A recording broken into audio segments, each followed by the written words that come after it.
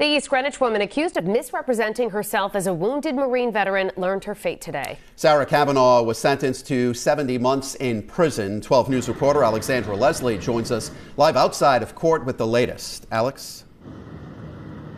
Well, guys, I just got out of federal court where we heard from people after this case and the result of that case. And before the judge handed down the sentence, the maximum of nearly 6 years that federal prosecutors were asking for, we heard from 3 victims of Sarah Cavanaugh's who all spoke about how the 32-year-old not only stole their money, but also their trust and confidence. Assistant U.S. Attorney Ronald Gendron opened up the sentencing by saying that Cavanaugh tried to gain acceptance and respect and argues that she could have done that without stealing from others.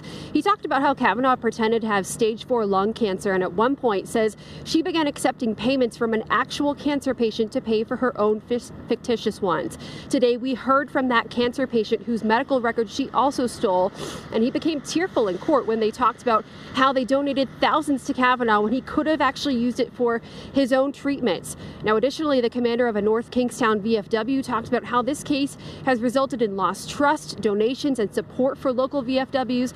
Cavanaugh's attorney asked for 2 years, saying she has already paid a significant price by losing her job, reputation, and more.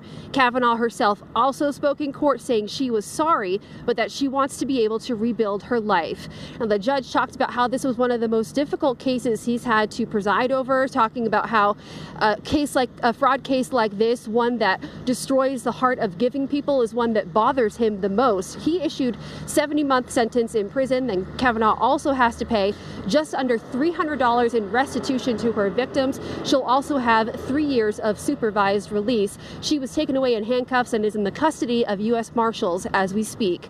I'll have much more coming up at 6 with the reaction from some of those people outside of court. But for now, reporting live in Providence, Alexandra Leslie, 12 News.